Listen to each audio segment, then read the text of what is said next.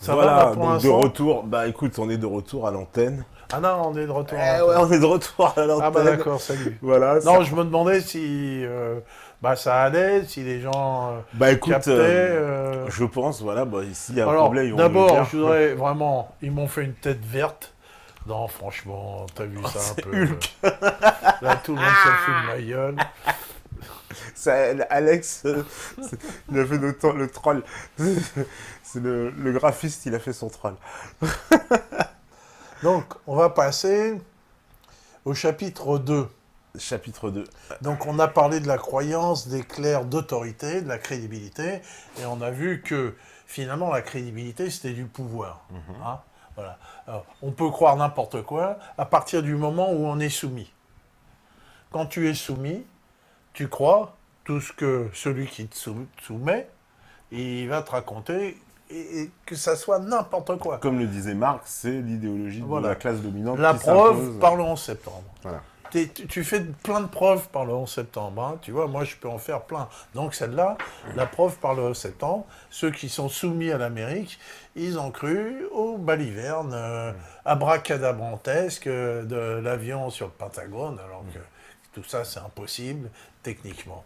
Donc, on va arriver à des notions un peu plus techniques. Et là, j'ai essayé de m'en tirer, hein, bien que je sois un ignorant. Et, et puis, sur la théorie de l'information et du chaos. Là, on arrive dans le gros. Hein. Alors, on arrive... Au départ, j'étais un petit peu présomptueux en disant qu'il y avait euh,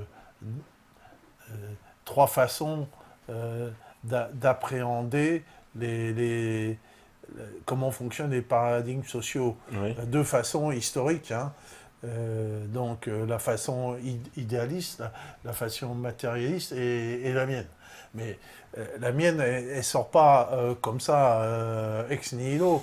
Si tu veux, elle sort d'un certain nombre de connaissances techniques que j'ai pris à droite, à gauche, mais sans jamais me dire, voilà, je suis ça. Tu vois, hein. J'ai étudié l'ethnométhodologie, mais j'ai pas pu aller jusqu'au bout, parce qu'au bout d'un moment, j'ai dit, mais c'est des conneries. Donc, je suis rien. J'essaye de prendre des informations un peu partout et de compiler et de voir si ça marche. Ma démarche est totalement cartésienne, la même que celle de Descartes dans le discours de la méthode.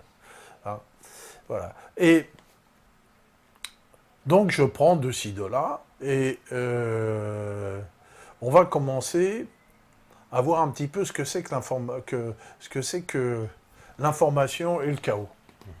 Hein, parce que tout ça, ça procède de la même idée. Information plus chaos, c'est ce qui fait que la société ou qu'un système se complexifie. Hein. Et donc, on va parler de notions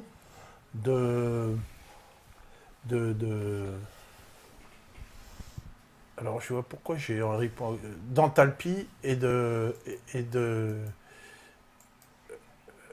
d'enthalpie et d'entropie. Alors, je vais voir. Alors, attends, la première vue, c'est quoi déjà? La première vue. Ah non, c'est pas ça.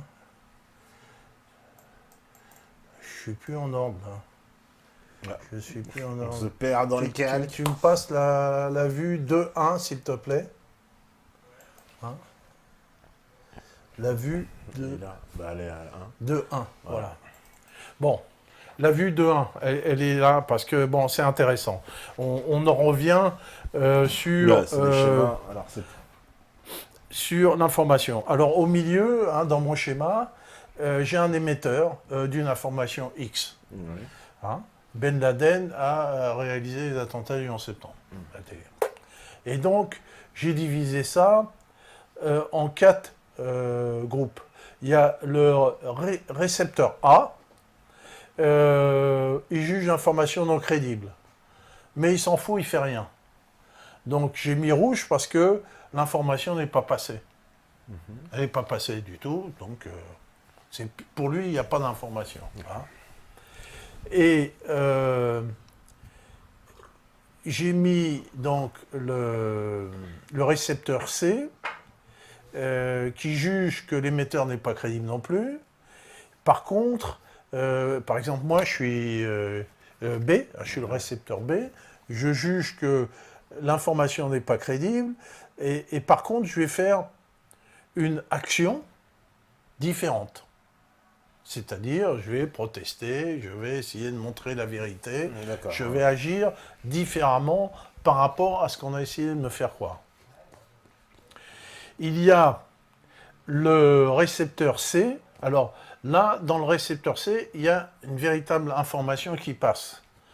Hein? On revient toujours au 11 septembre. Le C, il est crédible. C'est un con, il est crédible. Ouais. Il pense que c'est crédible. C'est comme Charlie, en moi. Et puis, il va agir selon la volonté de l'émetteur. Donc, il va croire, et puis il va suivre les instructions de l'émetteur. Et puis, il va acquiescer. Il va acquiescer, donc il y a un OK. Donc, dans les systèmes d'information technique, quand l'information est passée, on renvoie toujours ce qu'on appelle un hack, un signal d'acquiescement. Et donc, lui, il va acquiescer. Et donc là, on a une véritable information. Elle est validée. Mais on s'en fout de ce qu'il y a. C'est-à-dire, l'information, elle n'a rien à voir avec la réalité du signal. Hein? Si tu veux. Et c'est cohérent, pas cohérent, on s'en fout. Si tu veux. Hein? L'information, elle a fait son effet. Elle a fait son effet d'information. On a dit le 11 septembre, c'est Ben Laden. Ça, c'est une véritable information pour C. Voilà. Et qu'on a le cas du récepteur D. Lui, il juge que l'information est crédible, mais il ne fait rien. Donc, pour l'émetteur, c'est comme si il pissait dans un violon, si tu veux. À partir du moment où tu t'émets une information et que ça se perd dans le désert, c'est plus une information. Hein? Donc, c'est comme si qu'elle n'existait pas.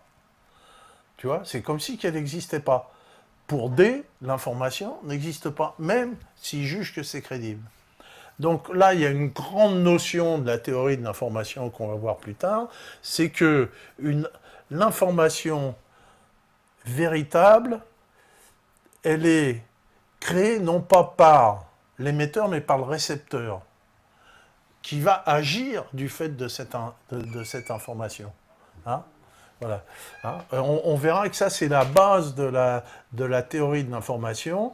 Hein? C'est-à-dire que l'information, c'est de la négantropie.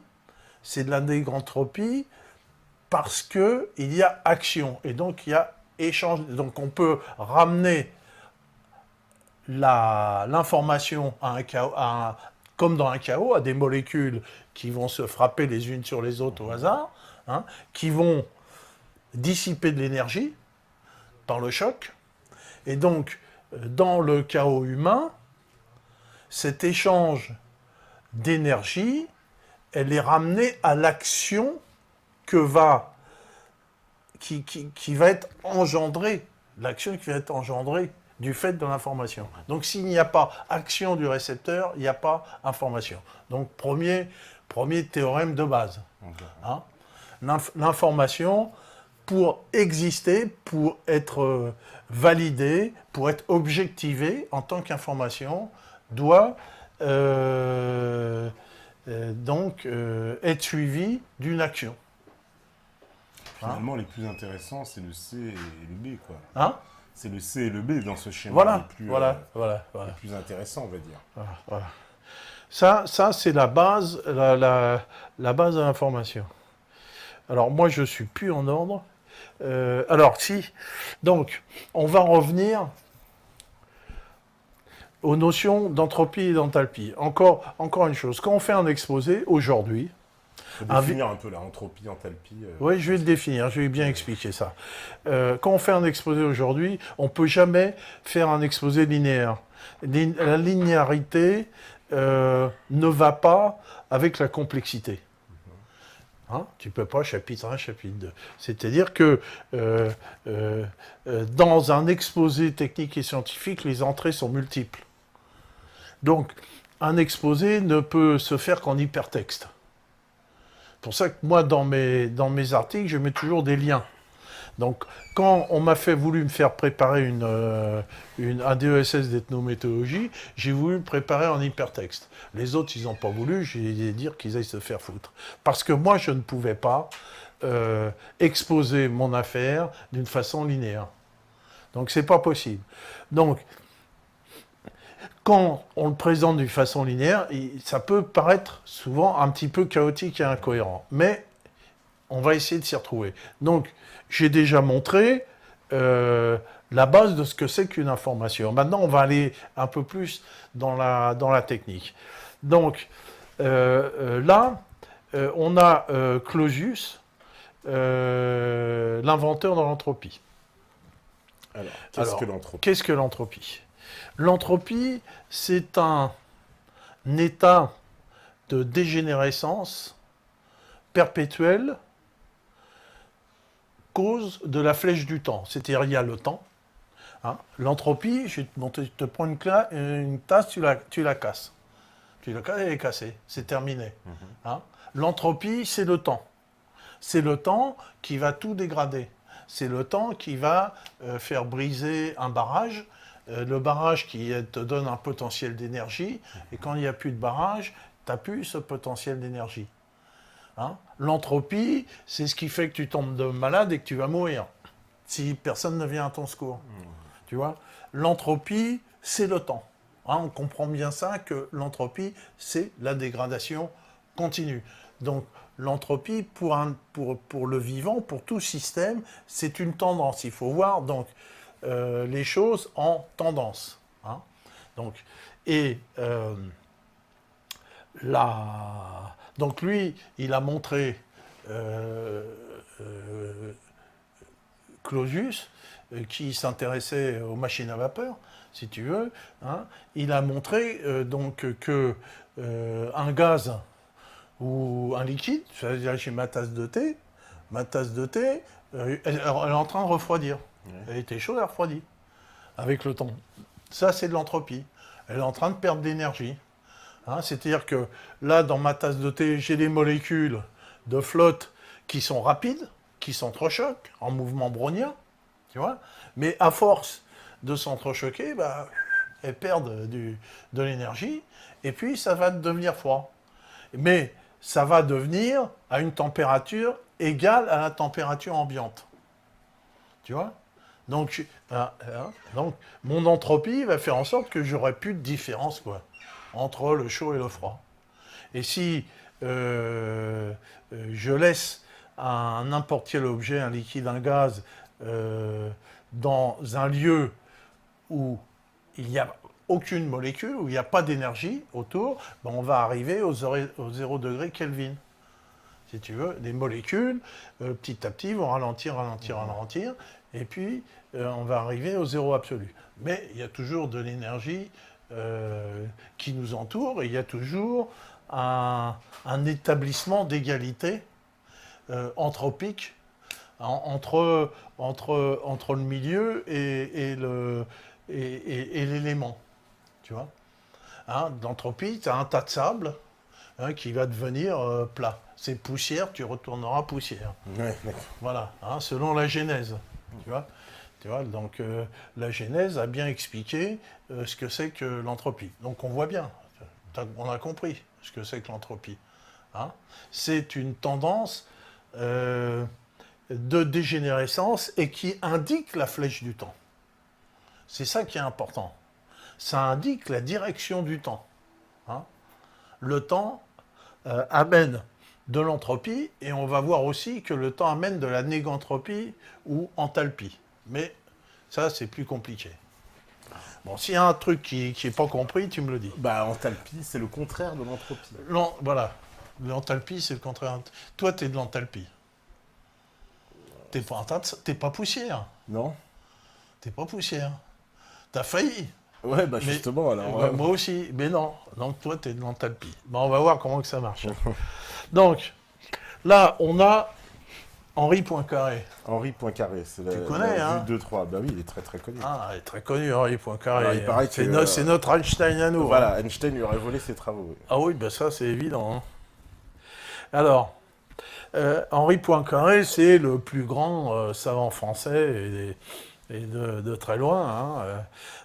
Henri Poincaré est un mathématicien, physicien, philosophe, ingénieur. Il faut être mathématicien, physicien, philosophe et ingénieur. Sinon, t'es rien. C'est-à-dire la philosophie tout seul, c'est pas grand-chose. Bon, enfin, je reçois une claque de madame en ce moment. Bon, c'est pas grave. Et donc, il est né le 29 avril 1854. C'est une très très grande période, ce 19e siècle, où on a tout inventé. On a tout inventé. Hein. Il a réalisé des travaux d'importance majeure en optique et en calcul infinitésimal. Ses avancées sur le problème des trois corps en font un fondateur de l'étude quantitative des systèmes d'équations différentielles et de la théorie du chaos. On en revient au chaos. Il est aussi un précurseur majeur de la théorie de la relativité restreinte hein, et de la théorie des systèmes dynamiques. Il est considéré comme un des derniers grands savants universels maîtrisant en particulier l'ensemble des branches des mathématiques de son époque. Tu vois, hein, c'était pas un merdeux. Hein. Ouais. Bon. Ben oui, mais toi, tu es là, tu vas pas me passer la vue suivante. Donc là, j'ai notre opérateur qui règle la télé. Et donc, j'ai une vue suivante pour essayer de comprendre ce que c'est que la négantropie ou enthalpie, c'est-à-dire le contraire de l'entropie. Et donc, on arrive à la régulation ou feedback ou cybernétique. D'accord. Tu vois, hein, ce que c'est. Hein Ayet, tu l'as passé. Bon, La vue de donc Descartes. là, on a une image simple que ce que c'est qu'une rétroaction ou un feedback ou une régulation. Hein donc on a un actionneur quelconque avec un ordre qui fait plus et qui fait moins. Donc à côté, on a l'analyse de ce qui est fait, par exemple une vitesse. Hein, et de l'autre côté, hein, on donne un contre-ordre de telle sorte de réduire la vitesse si elle est supérieure à une consigne. Hein. Donc ça, c'est le schéma d'une rétroaction. Par exemple, tu as un thermostat de ton radiateur, tu vois, avec tu as une sonde. Ouais. Donc tu vas régler ta sonde à tant de degrés, et dès que ta température va atteindre ce tant de degrés, hein, mesuré par la sonde, ça va couper le chauffage. Et puis, dès que la température va descendre en dessous d'un truc, ça va le remettre. Ça, c'est ce qu'on appelle une régulation ou une rétroaction. C'est la base de la vie, c'est la base de tout. Tu vois, une rétroaction, par exemple, toi, tu es malade du poumon. Je suis malade du poumon, j'appelle le médecin. Le médecin, il va te guérir. Tu vois ?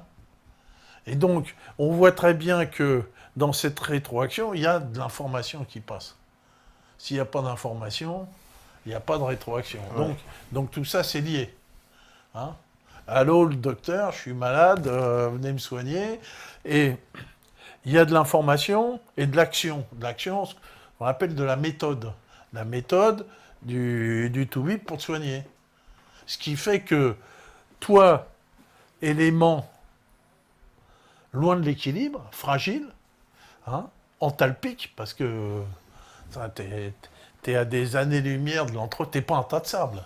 Ouais, non. Hein, t'es loin d'être un tas de sable. T'as un système hyper compliqué.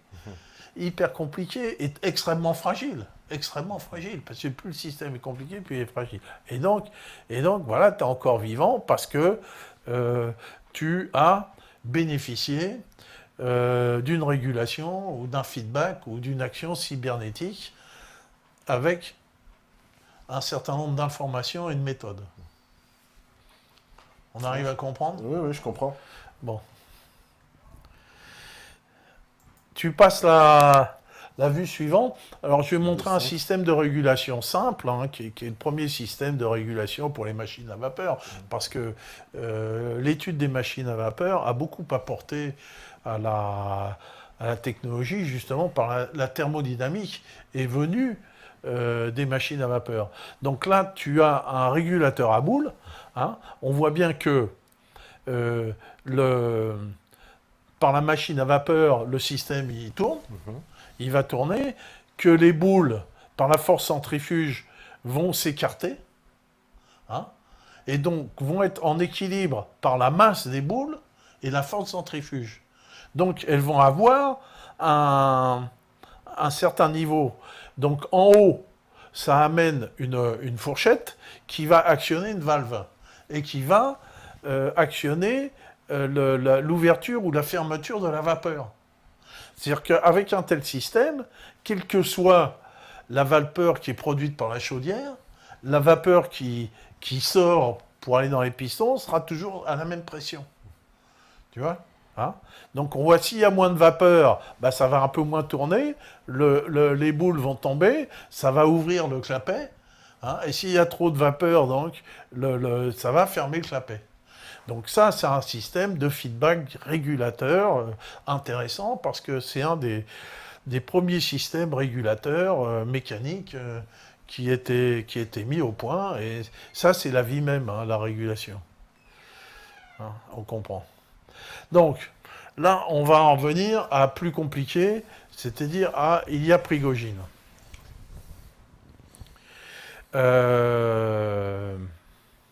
Alors, Ilya Prigogine, c'est aussi un chimiste, thermodynamicien, comme Clausius et Poincaré, ils sont de la même discipline. Il a eu le prix Nobel de chimie. Donc on voit que la thermodynamique, quand même, ça amène loin. Parce que lui aussi, c'est un mathématicien, chimiste, physique et philosophe. Et lui, il a admis que les théories du chaos peuvent être appliquées à l'humanité. Je l'ai vu, j'ai discuté avec lui avant sa mort. Moi, je l'avais subodoré, ça. J'ai été le voir, je lui ai demandé. Il m'a dit oui, vous avez raison. Et puis après, il l'a largement écrit. Qu'on peut assimiler l'humanité à un chaos. Pourquoi à un chaos? Parce que nous nous rencontrons au hasard. Donc, nous sommes un système complexe, l'humanité, hein, extrêmement complexe, et que nos rencontres sont hasardeuses. Tu vois?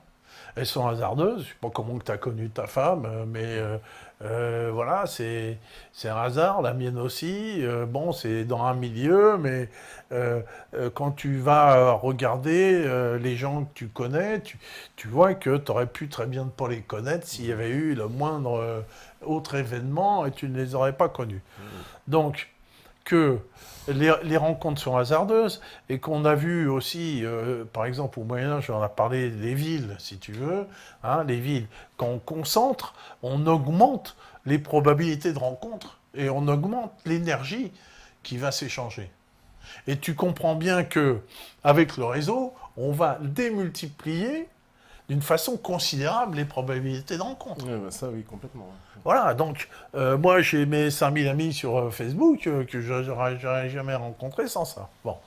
Donc, on voit que la notion de chaos, de réseau, d'enthalpie et d'entropie sont dans le même groupe de données. Tu vois? Ça a toujours le même aspect. Et l'enthalpie est donc le contraire de l'entropie. Hein, je vois que l'enthalpie produit de l'ordre par ordonnancement. Hein, c'est-à-dire que l'enthalpie, c'est de l'ordonnancement. Hein, c'est tatas avant qu'il soit cassé. De l'information nécessaire pour décrire l'ordre. Alors, l'information est toujours au milieu de tout ça. Parce que l'information, elle va donner des ordres pour contrer l'entropie, on va le voir plus tard. Hein. Ouais. Parce que l'entropie, la dégradation, est contrée grâce à des ordres qu'on va lui donner. Si tu imagines, je dis toujours, un type, il est en équilibre sur les 2 pieds d'une chaise, tu vois, hein, et il va donner des ordres en permanence pour rester en équilibre. Donc il y a cette notion de loin de l'équilibre et des ordres qui sont donnés à chaque fois. Ou même toi, quand tu es debout, il y a ton cerveau qui va donner plein d'ordres à tes muscles pour que tu restes debout. Bien sûr. Ouais. Hein, tout ça qu'on a formalisé tout à l'heure dans les robots, on va montrer les robots qui montent les escaliers, et comment on va donner des ordres à chaque fois pour l'empêcher de se casser la gueule. Bon. Et que l'enthalpie, c'est de l'énergie potentielle, non dissipée, non dissipée par ordonnancement. Oui, l'enthalpie, c'est aussi de l'énergie potentielle, c'est-à-dire que c'est le barrage. Hein. Voilà, ça c'est aussi c'est de l'enthalpie. Et l'enthalpie, c'est aussi de la différence. Donc, on va voir que la différence produit de la complexification. Donc tu vois que quand tu as une boule A, tu as une boule B, bah, tu peux faire qu'un ensemble AB. Mais quand on a plein, tu peux faire un ensemble beaucoup plus compliqué. Ouais. Hein. Donc,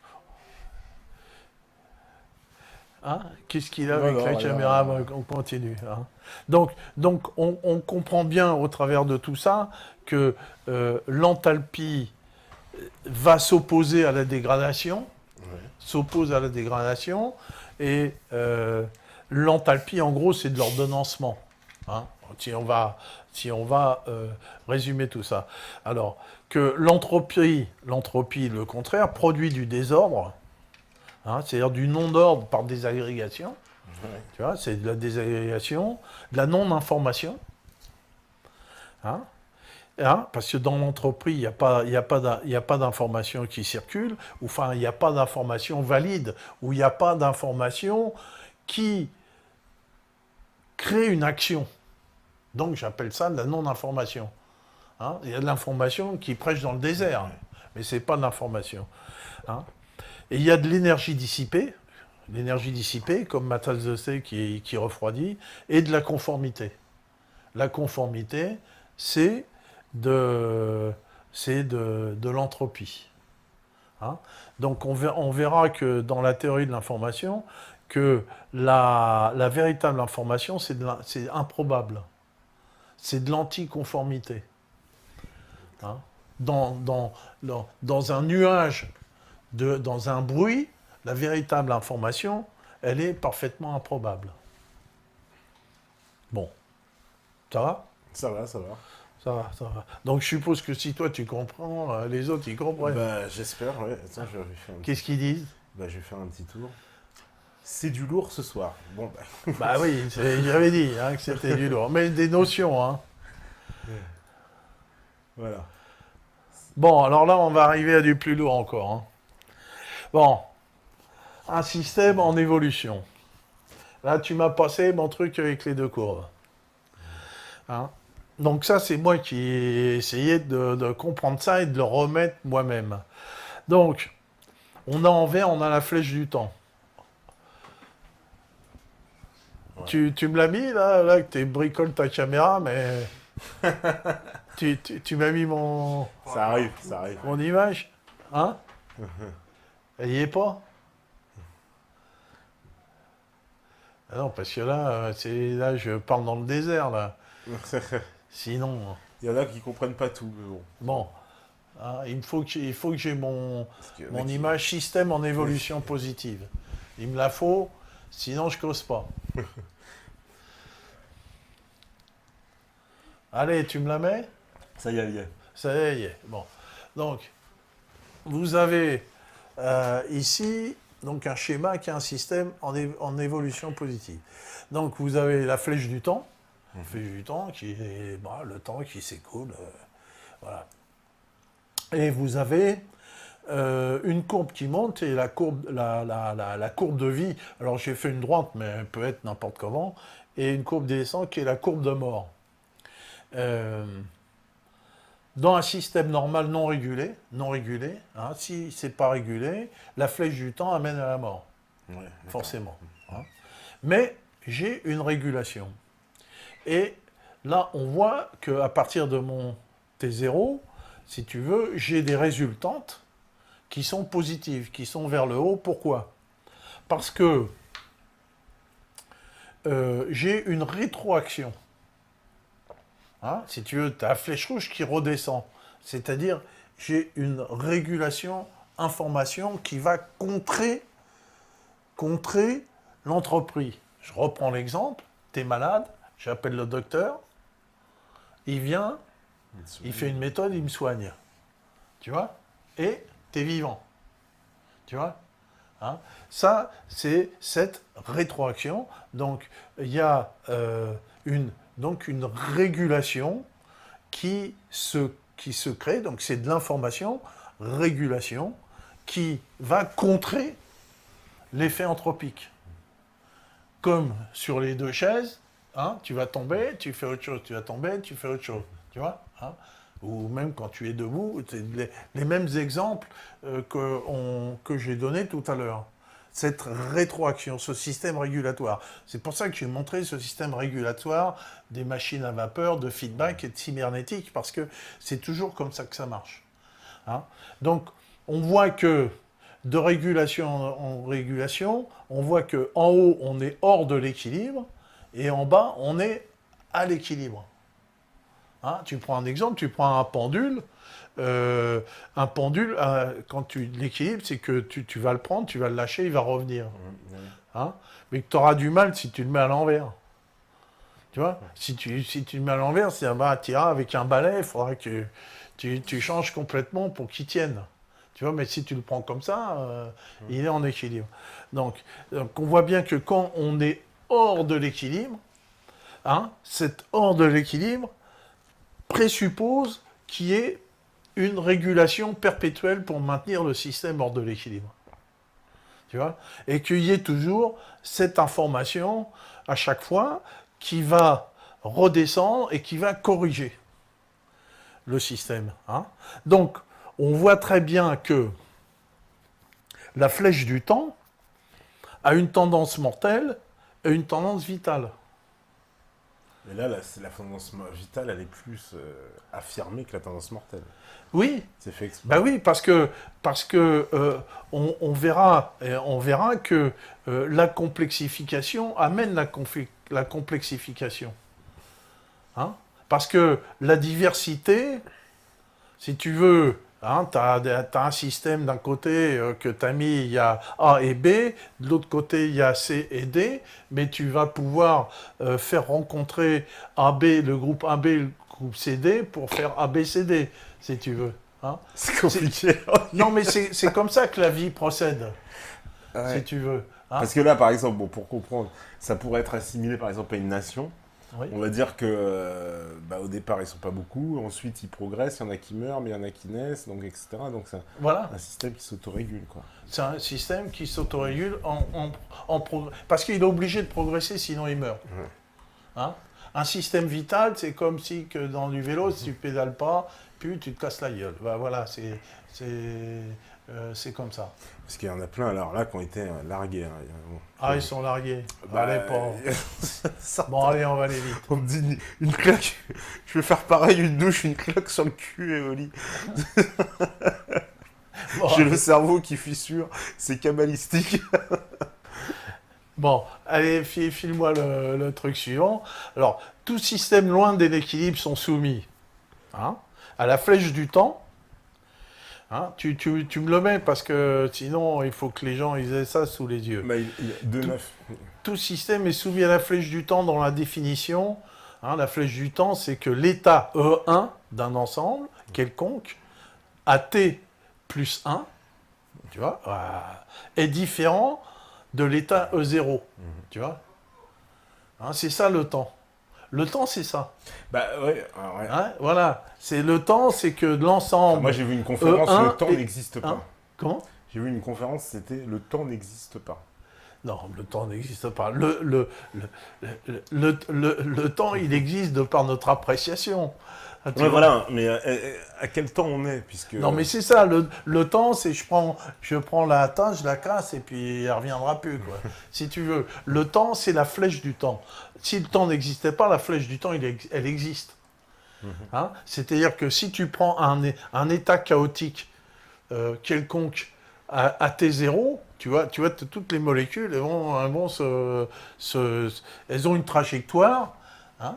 Chaque molécule a une trajectoire. Ouais. Bon, mais tu vas pas revenir à un état antérieur où les molécules avaient l'état antérieur, quoi. C'est pas possible, c'est trop compliqué, si tu veux. Tu vois, c'est ça le chaos. Le chaos se dirige tout le temps selon une flèche du temps. Tu vois? Hein, tu prends, je sais pas si tu comprends bien. Les molécules se rencontrent au hasard. Les atomes dans un gaz se rencontrent au hasard. Donc elles ont chacune une trajectoire. Chacune va rencontrer une autre, et une autre et une autre. Bon. Si tu figes à T0, chaque atome, chaque élément a une position spatiale. Tu vois? Hein? Au temps T1, chaque élément aura une autre position spatiale. Ouais, mais voilà, mais c'est comme... Mais si tu veux, et au temps T2, encore une autre position spatiale. Mais la probabilité pour que la position spatiale de tous tes éléments revienne à ce qu'elle était en T0, cette probabilité est nulle, ou quasiment nulle. Elle est tellement faible. Tiens, là, on est en probabilité. Tu vois? Là, tu me comprends? Non, mais là, je comprends. Ben voilà. Mais Donc, tu vois ce que c'est que la flèche du temps. oui, non, mais je comprends ce que c'est. On comprend tous que c'est le temps, mais c'est vrai que philosophiquement, la définition n'est pas simple du temps en soi. Mais moi, je la définis comme ça. Elle est simple comme ça. Moi, je définis pas le temps. Je définis la flèche du temps. Ouais. Hein? Après, le temps, on s'en fout du temps. Mais ça, c'est la flèche du temps. La flèche du temps est beaucoup plus importante que le temps. Hein? Bon. Donc, la flèche du temps, c'est la définition. C'est que l'état E1 d'un ensemble, c'est-à-dire l'état de l'ensemble, c'est la position spatiale de chaque élément dans cet ensemble quelconque, hein, est différent à T plus 1, ce qu'il était que l'état E0 à T0. Et que l'état E1 a une probabilité quasiment nulle de revenir à E0. C'est nul du fait du chaos, la probabilité. Hein, voilà. E1 alors, l'ensemble E1 et l'ensemble E0 sont les descriptions exhaustives des ensembles considérés. Bon. Alors on va passer, parce que là, si on parle là-dedans... Bon. Tout système loin de l'équilibre est lié donc à la flèche du temps, au chaos, qu'on a dit, c'est-à-dire aux probabilités d'interaction entre éléments. C'est ça le chaos. Hein. C'est la probabilité de rencontre. Hein, c'est la définition du chaos. Hein. À une tendance enthalpique vers l'autocomplexification et en conséquence à un déséquilibre accru du fait des rétroactions. Voilà, explique là, parce que Ça, c'est une tendance. les gens les a perdus un peu. Alors là, je les comprends pas. Et une tendance entropique à la désagrégation. Tu vois bien que tu as entropie, négantropie, tu as désagrégation, complexification. Tu as deux tendances en opposition. Hein? Ouais. Donc, tu as l'enthalpie où tu as échange d'informations et tu as l'entropie où il n'y en a pas. Bon, allez. Bon, allez, on va passer à la suite. Non, mais ça, c'est le sommet. C'est le sommet de la montagne. Après, on va redescendre, ça va être plus marrant. On me dit ça faute les neurones. On va montrer des robots. Alors, aussi, si tu veux, là, je montre la complexification du vivant, l'arbre du vivant, qui est quasiment un fractal, parce que les systèmes régulatoires du vivant agissent un peu au hasard, si tu veux. Tu vois, ça te fait des araignées, des poules, des bactéries, des machins, si tu veux. Tu vois? Parce que la bonne information, La bonne information a une faible probabilité, mais ça peut être un parmi un brouillard, la bonne information régulatrice. Je te donne un exemple. Tu veux casser une clé, la clé d'accès à un ordinateur. Hein. Il n'y a qu'une information qui va casser la clé. Soit tu la connais, soit tu ne la connais pas. Si tu ne la connais pas, tu vas passer toutes les informations possibles. Et il n'y en aura qu'une qui sera une information.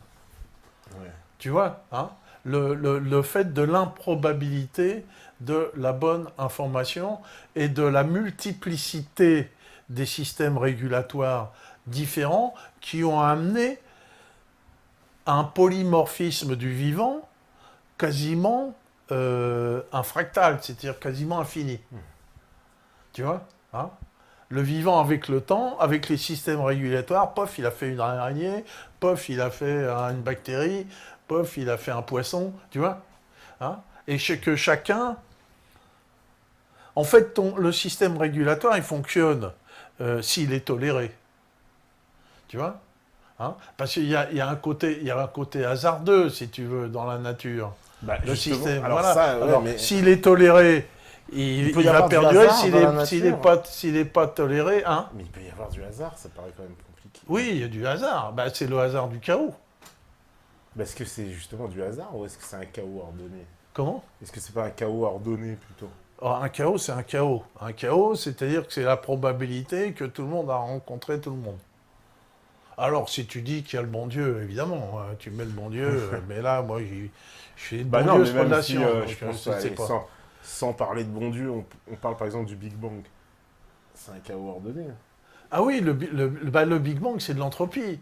C'est-à-dire, paf, ça explose, et puis ça se dilue. Ouais, mais C'est la flèche du Ouais, temps. mais c'est bien ordonné, puisque ça donne le fer, qui va donner la planète, qui va donner le machin, etc. Donc tout est ordonné. Non, mais c'est ordonné. Ben, bien sûr, ben, tu me parles de l'ordonnancement par enthalpie. Parce que la flèche du temps t'amène de l'ordonnancement par des systèmes régulatoires. Donc le Big Bang, c'est à la fois de l'entropie et de l'enthalpie. Comme tout. Comme toi. Toi, tu es à la fois de l'entropie et de l'enthalpie. Comme moi, je vais avoir 70 balais. Je vais bientôt clamser. Hein? Ben, voilà, là, je fais de l'enthalpie, je raconte mon histoire au mec, puis quand je serai cané, poussière, je retournerai poussière. C'est la genèse. Hein? Voilà. Ah, yeah, là, ils ont compris, là. Ouais, il y en a qui comprennent, il y en a qui comprennent. C'est clarinette. Bon, allez, on va passer. On va passer sur les théories de l'information. Les théories existantes de l'information, parce qu'il y a des gens qui ont dit des trucs, il n'y a pas que moi qui dis des choses intelligentes, hein, il y en a d'autres aussi. Et je ne me prends pas pour une merde. Bon, alors, la valeur d'une information, alors c'est les théories de Fisher et Shannon. Hein.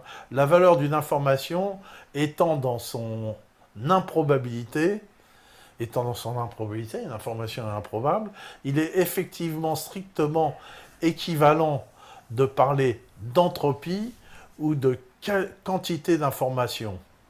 Sauf que l'information, c'est le contraire de l'entropie. Ça, on l'a dit. Hein. L'information, c'est le contraire de l'entropie. Hein, comme improbabilité. Parce que l'enthalpie, la négantropie, est improbable. Toi, tu es improbable. C'est-à-dire? Mais je vais t'expliquer pourquoi. Hein, on fait une digression, parce qu'il y a des gens qui ne comprennent pas. Ah ouais, Chaque individu a une probabilité quasiment zéro d'exister. C'est quand même un sacré paradoxe. Ta probabilité, toi, Patrick, donc d'exister, la probabilité que tu existes dans l'univers est égale à zéro. ouais, d'accord, mais je suis là, donc ça fait... Ah bah oui, mais t'es là, il y a bien des mecs qui gagnent au loto, mais ceux qui gagnent au loto, leur probabilité est très faible. Mais toi, d'exister est encore plus faible que de gagner au loto. Ouais. Pourtant, t'es là. Ouais. Hein, bon, tu regardes, tu as 2 parents, Ouais. tu as 4 grands-parents, 8 arrière-grands-parents. Donc, tu as une progression géométrique de raison 2. Hein, 2, 4, 6, 8, 12, 24, etc.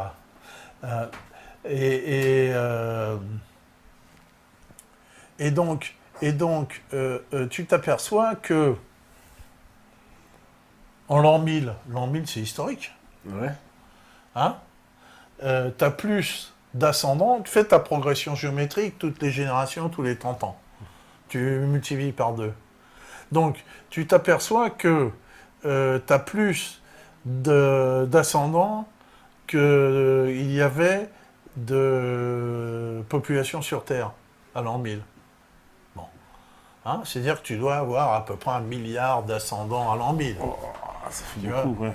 quelque chose comme ça. Hein? Tu vois, c'est beaucoup. Bon, mais c'est tout ça, c'est des gens qui t'ont transmis des gènes. Ouais. Bon, imagine les mecs qui sont morts de la peste, ceux qui ont été à la guerre. Le mec qui a lassé ses chaussures juste au moment où il y a une flèche qui passait, qu'il n'a pas reçu. Donc tous ces gens-là, fragiles, ils ont engendré le précédent, le suivant, ils ont engendré le suivant avant de claquer. Tu vois? Ouais, ouais, ouais. Celui-là, il a reçu une flèche dans l'œil, mais il avait baisé sa femme juste la veille. Et il a fait un gosse. Tu vois? Tu vois? Donc, tu vois le nombre d'événements considérables qu'il peut y avoir. Mais à chaque fois, ça marche. Et toi, tu es le fruit de tout ça. C'est que si tu avais un ascendant il y a 1000 ans qui n'avait pas engrossé sa femme avant d'aller se noyer, un seul, bah toi, tu ne serais pas là. Bon, tu ramènes ça aux statistiques, Ouais. ta probabilité d'existence est quasiment nulle. Ouais. Tu vois? Oui, je comprends. Ouais. De ce Bon, point de vue-là, je voilà. comprends. Moi, j'ai dit, si toujours, si tu veux, mon père, donc moi, ma famille était réfugiée en Auvergne pendant la guerre, hein, et donc mon père devait rejoindre les camarades de la résistance. Il devait partir. Il avait préparé son sac, et ma grand-mère, qui était toujours une femme avisée, donc il va pisser, et il ne m'avait pas encore engendré. Et qu'a fait ma grand-mère quand il a pissé? Elle a fermé les chiottes à clé, il n'a pas pu sortir. Les mecs sont partis. Ils sont partis. Et ils ont tous été tués. À 100%. Tu vois? Donc si mon père était parti, et si ma grand-mère n'avait pas fermé le verrou des chiottes, moi je serais pas là pour vous raconter des conneries. Tu vois, le truc. Tu vois que la probabilité d'existence de chacun est quasiment nulle. C'est-à-dire que la bonne information, elle est improbable. Voilà. Alors là, c'est facile à comprendre. Non, mais là, c'est facile à comprendre. Bon.